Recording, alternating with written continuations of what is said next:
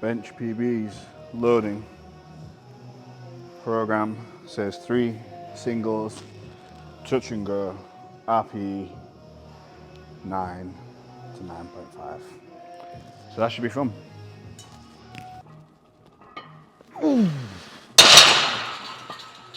That's pretty easy.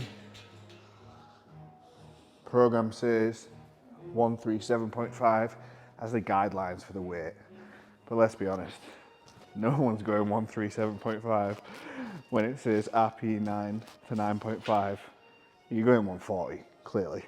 Touch and go bench PB is 132.5, which I did for 2 reps the other day. So clearly it's not that. Today it's 3 single, well, it actually says 1 to 3 singles, but the goal of today is essentially high amount of fatigue. So I'm gonna go 140 for the first single. This actually be the first time I benched 140 since, a good 2-3 months. This feels like a proper weight for training. Benching 140 is the sort of thing I didn't think I'd ever end up doing it, but it's cool. Like, it's a good milestone to hit. So my touch and go PB is 132.5, which I did for 2 reps the other day, but I'll just do 140 touch and go, and you'll see. So this is a 7.5 kilo PB. Right.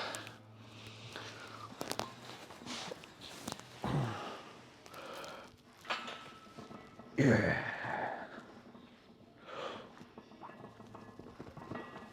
Oh, it's easy.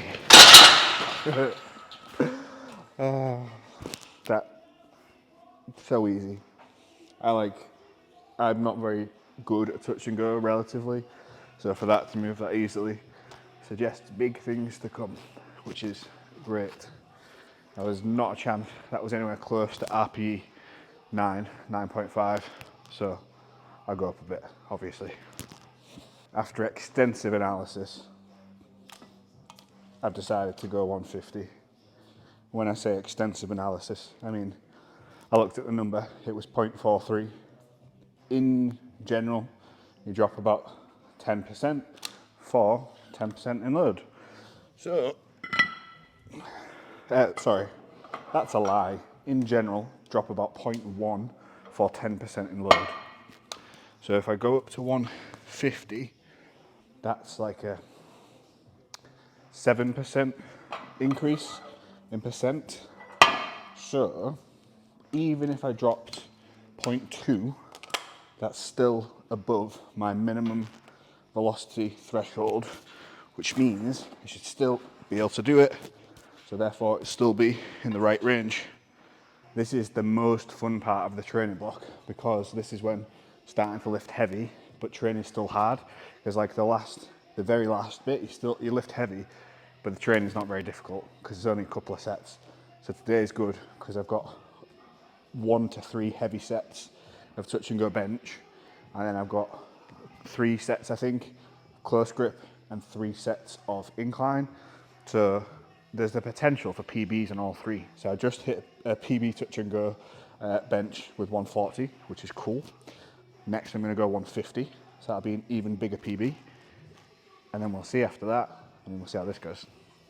I feel like I should take this a bit more serious, but I don't really need to, you know? Just remember to be powerful.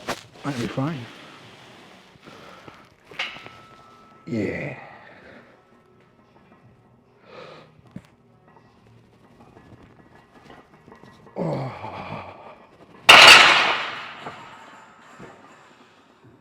Still alright. Just a little bit of rotation there, so I nearly caught that, but managed to rescue it. Still pretty good. And for saying that's a 17.5 kilo PB, I will take that. Now, just for the sake of being sensible, I think I'm probably just going to repeat that again rather than going up in weight, because don't want to snap something. So I got, I posted in the group thread asking if anyone has any questions. If anyone wants to join that, there's probably a link somewhere. So let's have a look. So Ekanash asked, what's the biggest hurdle you're facing right now? I'm not sure.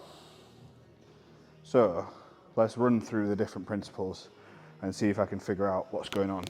So for training's going really well. Touch wood. Training's going really well. So I don't have a concern there. It's trying to make sure I get training done at a sensible time of day. That's the only issue. And when I say sensible, I don't mean like super early or super late, but I mean making sure I'm prepared enough for the session. So not training at like 6, 7 o'clock in the morning. But that's just a time management thing, so that's fine. So nutrition's fairly good. Obviously it can always be better. So there's no real struggle there. Sleep is fantastic. Got no problems there. So training, nutrition, sleep, recovery. General recovery is good at this point because I'm eating plenty, I'm sleeping plenty. I'm not restricting myself to how much I weigh. So I'm eating 4,200-ish, but plus or minus 5-10%. So if I'm hungry, I'll have more. If I'm not hungry, I'll have slightly less. So it's roughly maintenance. So nutrition is fine, recovery is fine. Health, all good again. The only thing, I probably put health and mindset, this one together, is that mentally, there's in the back of my mind, I'm getting strong at the minute and it feels great and training is going well, but I have this like niggling thought in the back of my mind that I don't want to push too much. So for example, that was a 17 kilo PB. Now, there's a part of me that's like, go up, go high, but I'm aware that that'll be a massive jump over what I've been doing, and I don't want to, at this point, do too much, snap something or get like a niggle or something that just gets irritated, and then can't perform, which is one of those things, but worse is to then get injured and then be set back even further. So I guess it's the mental thing of there's that thought in the back of my mind, and I still think I'm holding back a little bit. So I'm not going full power on my squats, bench, deadlifts. I still think I am. I don't, for some reason, I don't really get concerned about that at all. But with squats, because of the adductor, I'm still going a bit slower than I would, which might not look like it on videos, but especially on the eccentric, I'm going a bit slower. So there's a little bit of hesitation there. So I guess that's a mindset, psychological problem.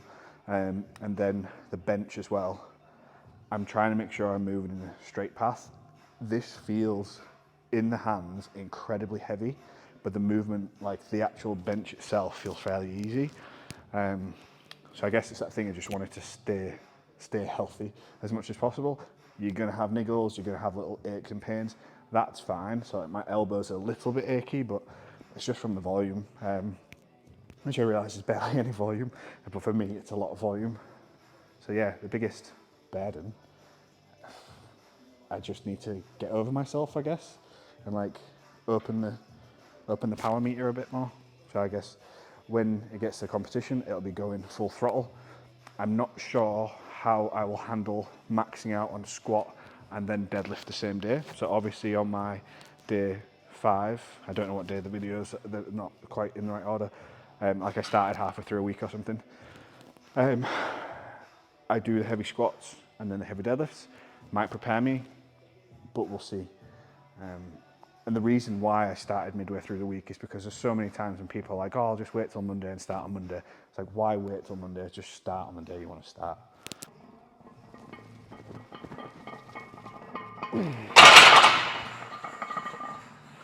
That was a strange touch and go. I think it was probably easier than the last one. Like I said before, I am stronger at paused than I am touch and go. So I think I didn't pause that, but it wasn't quite touch and go. So I think that made it slightly easier than it is. I'm gonna just watch them back, and that might be it for these for today. The question was, what's your biggest hurdle, not burden? Right now, my biggest hurdle, it's a time management thing.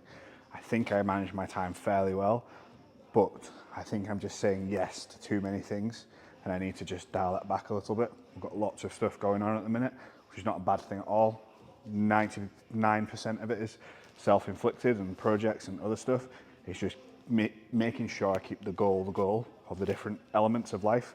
So that's the biggest hurdle, if you like, which is not really a hurdle, it's just part of life, isn't it? So I decided to stop there. So for my 3 singles, so the target was 137. What I ended up doing was 140, 150, 150.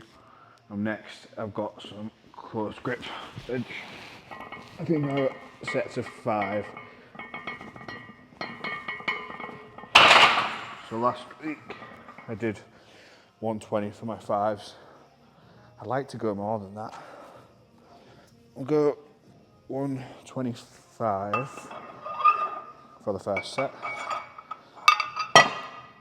Or 130 for the first, no, 125 for the first set, because then I can always go up afterwards. I want to try and keep the reps nice and clean, also volatile, like trying to use some power where possible, if I have any, that is. If for some reason I had to choose, I would go with a close grip bench over a normal bench for general training. I like the bigger range of motion, and I think there are better things for actual pec development than a normal bench. But for powerlifting, normal bench is what you do, and most people, most of the time, will be stronger with a standard bench than a close grip bench, so it makes more sense to train that. But if it was just training for hypertrophy, I'd probably use close grip bench and like dumbbell press or something. With that said, let's do the first set. Go 125. Next exercise, bench press, close grip, 5 reps.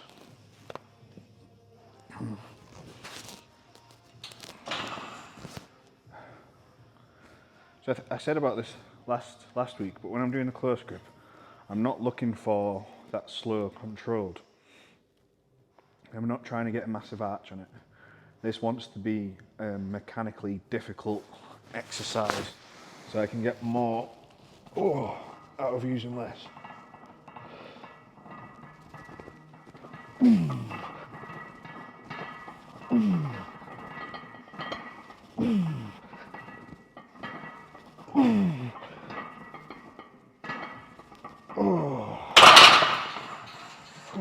That was tough.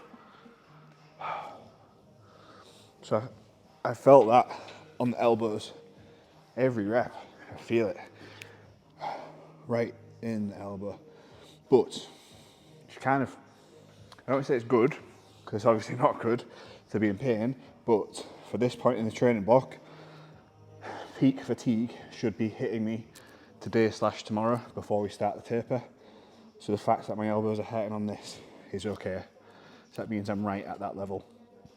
You hear how hard I'm breathing as well, just from close grip. I'm going to need to have a longer rest before I go on to the next set. I just want to check. I think I could have done another 2 reps maybe. It's tough with like tricep movements. It feels like all of a sudden, out of nowhere, the power just goes, just lose it. But if I, with the main movements, don't want to go to failure. But assistance lifts, it's not the end of the world if you do. It's not a specific. Now I'm just going to double check the velocity on this, because there is a linear relationship with velocity, and if the reps were trending in such a way that I couldn't have done a couple more reps, then I will consider going down in weight. But I'm going to check that, and then I'll do whatever I will do.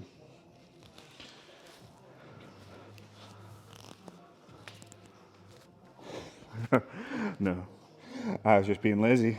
So on average, so every single rep I dropped 0.04 meters a second. So there's a nice straight line down. Now based on that, the very last rep was 0.36. Now I know I can still close grip all the way down to 0.2, so I could definitely have done more reps.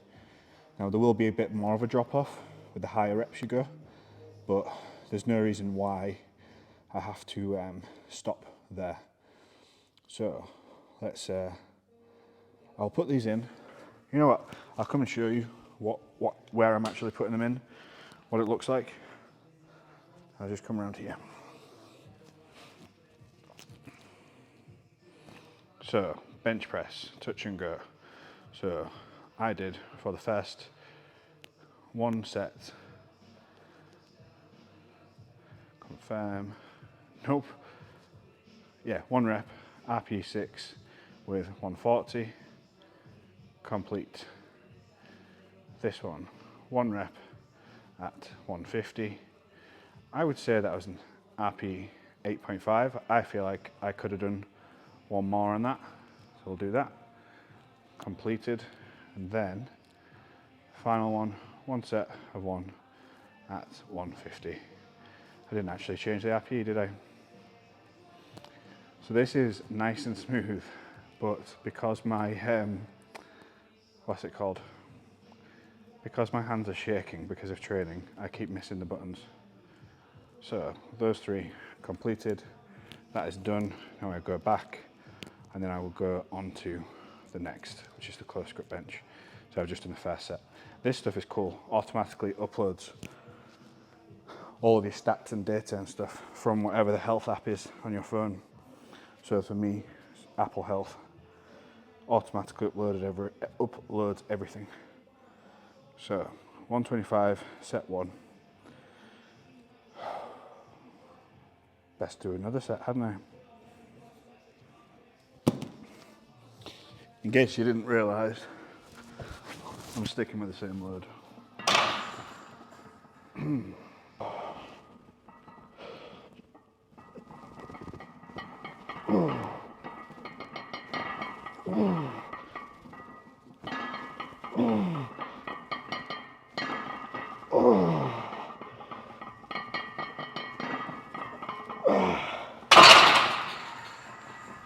I feel like I could taste the rig then. I could taste metal. Oh, that was good. Definitely hit the proverbial spot.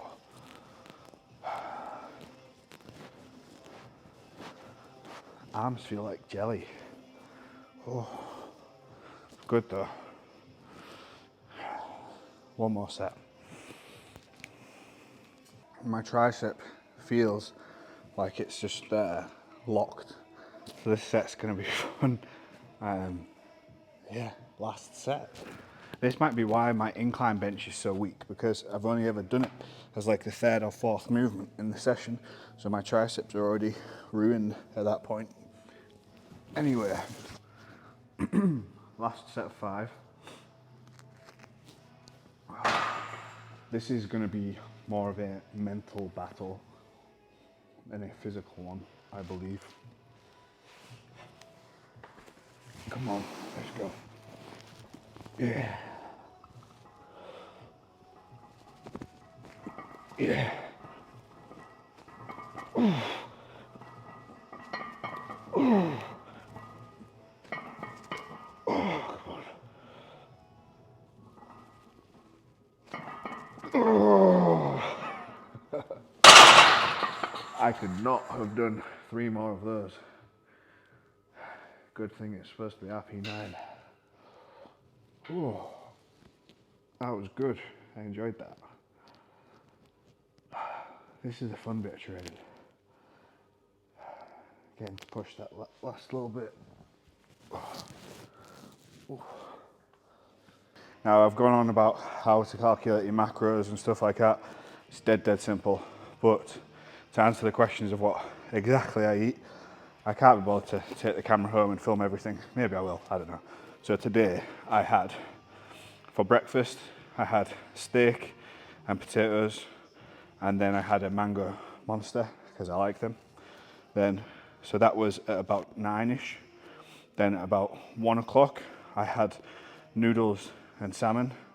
So I had about 300 grams of noodles and about 300 grams of salmon. And I had apple and a banana as well. Oh, and I had a punnet of raspberries.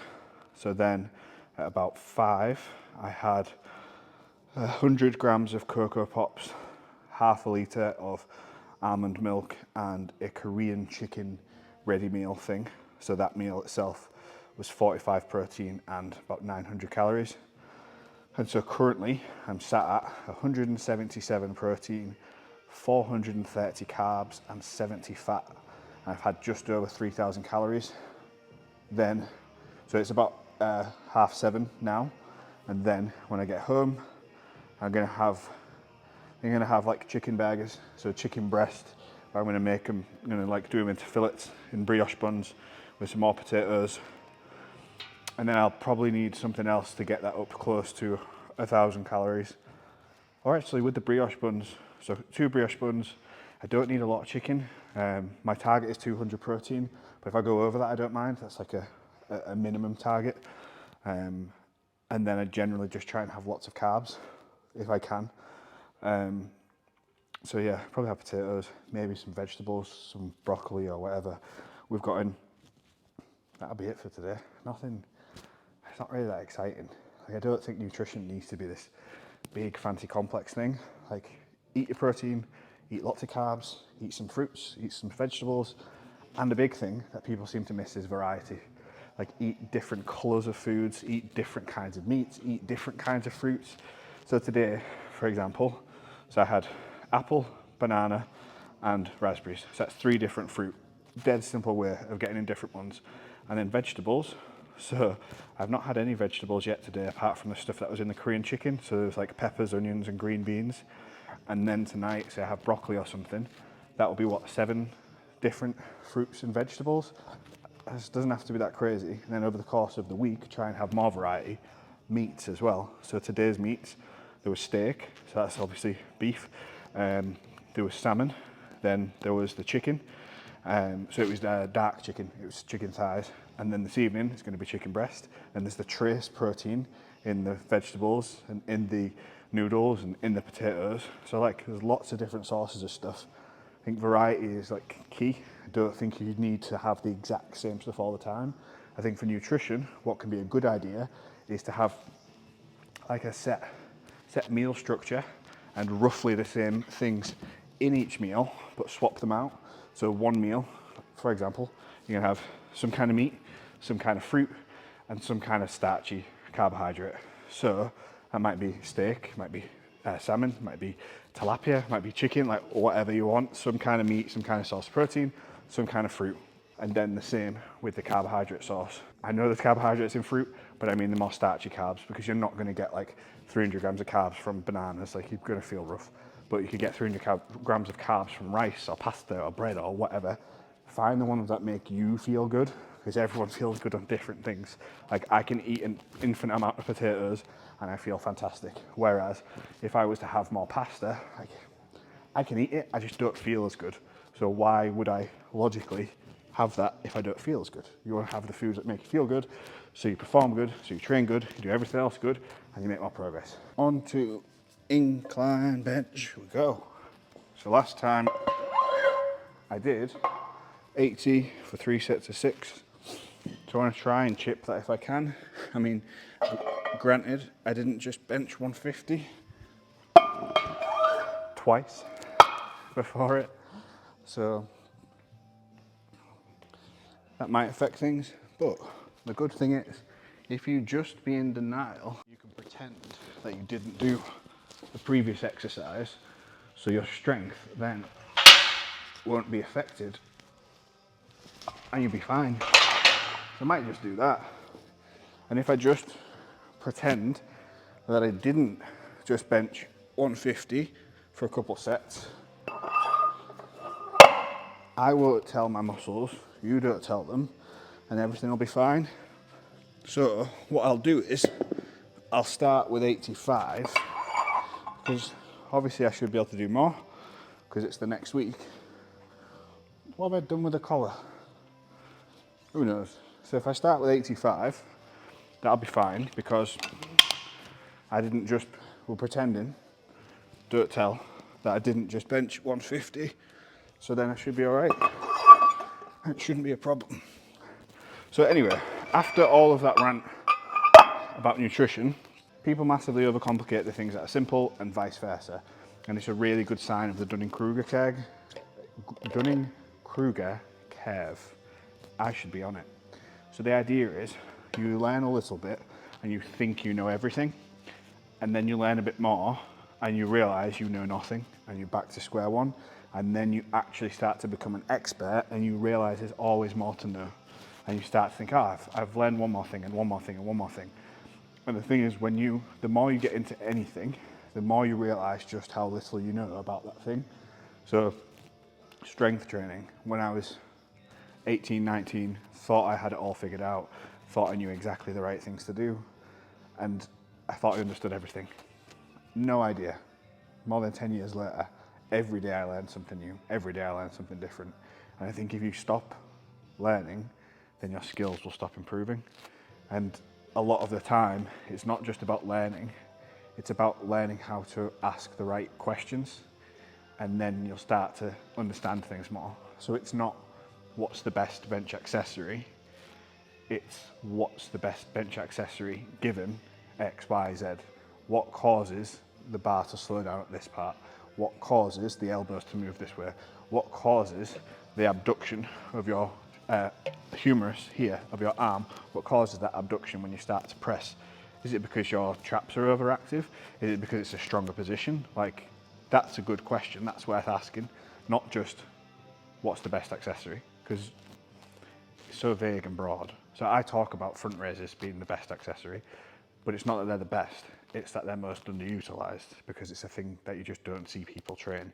People are often training their triceps, their chest, and they don't really train their front delts when they're trying to get a big bench.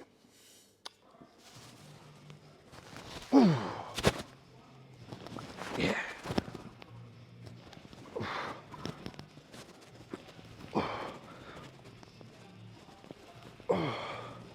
Ooh. I got that jelly. This arm, on that 5th rep, I could feel the jelly kicking in around there. Oh, and now my arm just wants to die. That was a good choice of weight though. It's a real strange one, that, because it's not that heavy, but this tricep just dying. It's great though, because it's so weak. It means there's loads of room to improve. So if I can get this up to like 100, then it should have a really good transfer over to bench. So at the minute, it's still fairly light, I think. Yeah, and get this up to around 100. That'd be great for bench. Ooh. I've been playing about, maybe won't see, my feet position on here to try and be stable. I don't want to be using a lot of leg drive, but I do want to stay in a stable position whilst I'm doing this. It's more so it can stay consistent, so I'm training the movement the same each time, so the muscles are getting a similar stimulation.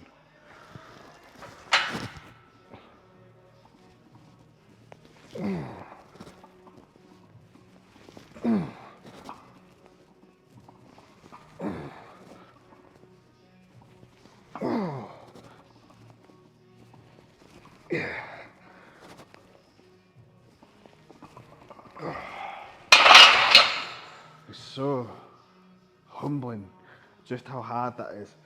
It's great when you see the bodybuilders benching like 3-4 plates aside. It's crazy, super impressive.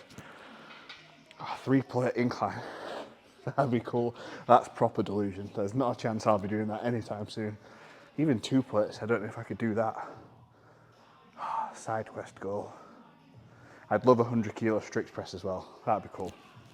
I just watched those last 2 sets back, and my range of motion on this looks like it's about 2 feet longer than my normal bench, which again is probably a great, it's probably another reason why this is a great accessory to be doing. I think if I can push this up, it'll have a massive carryover. Anyway, this is the last set.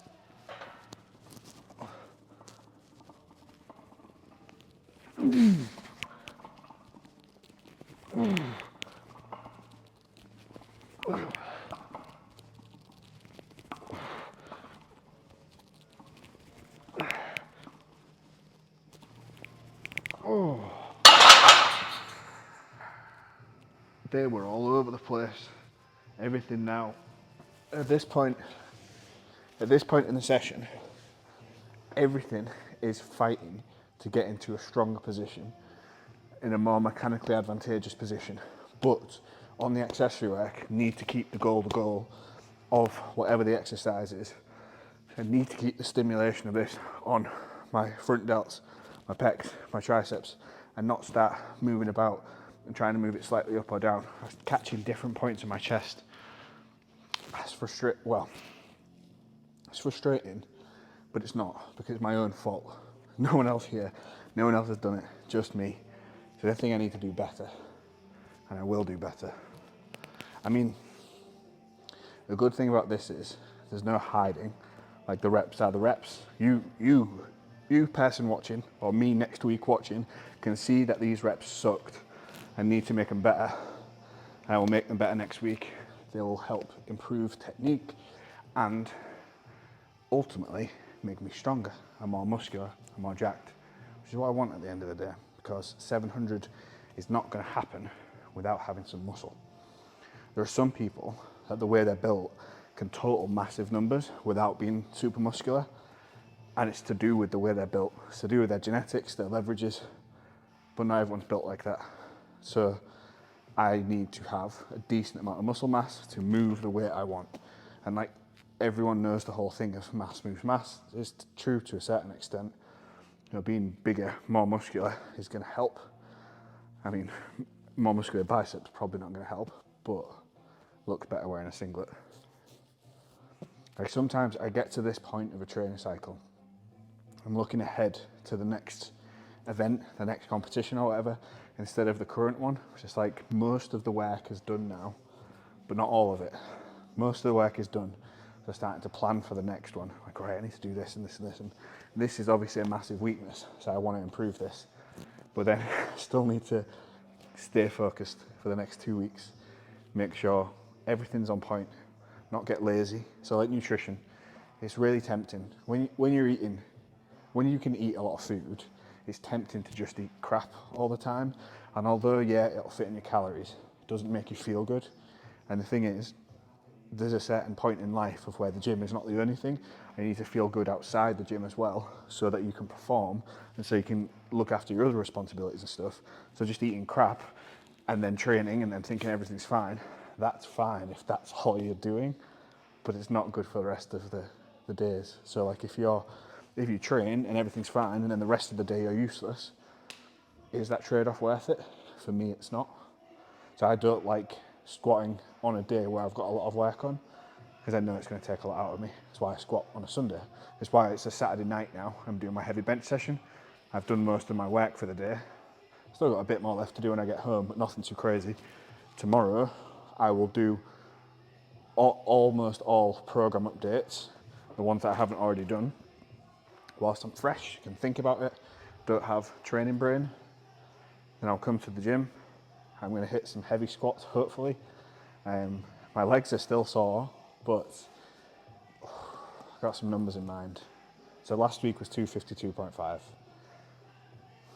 I'll see how warm-ups go, and I'm not gonna call it now and then get it wrong.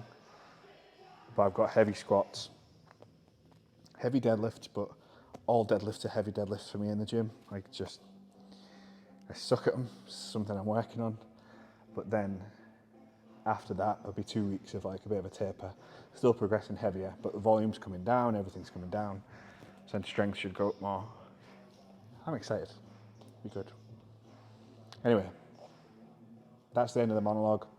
I'm going to do 1 set now of curls and 1 set of lateral raises. Do you want to watch them? Say yes or no now, and whatever your answer is what will happen. Fine, I'll show you. Did you really want to see this? I'm going to trim this. I'm not going to leave all this in. I'll do, I don't know, 20 reps, 30 reps, whatever it is when I start to hit failure. But like I say, I'm going to trim this. Laterals, done. Curls, next. Again, I'm just going to go 1 set to nearly failure. I aren't going to put the whole video on of this. time for a pump. No, it's not. I'm a powerlifter, not a bodybuilder. I want to be strong. And then after the competition, then I'll get jacked again. And when I say get jacked again, when you're carrying more fat, when you're more chunky, you just don't look as muscular as when you're leaner. So after the competition, lose some fat, get a bit leaner. It's more so to give me more runway to gain more weight as I go through a training block. So it's not like I'm actively trying to gain weight because I'm not building a lot of muscle as I go through the training. It's more to have more calories than I need just for recovery. And so with that will come some weight gain, some fat gain, and that's fine. Like, it depends on your goals. For some people, that approach is not right. They want to stay lean. Me personally, I don't care. It doesn't matter. Right, tomorrow, big squat and deadlift. Hopefully. I mean, I don't know yet because I've not filmed it. I've not done it, but we'll see. And then, it's going to be good. I'm looking forward to it tomorrow. If you are watching these, just like thumbs up or something, so I know that anyone is. If not, then future me can just watch this back and be like, what was you doing? What was that hairstyle? Like, sort yourself out. Right, guys, take care.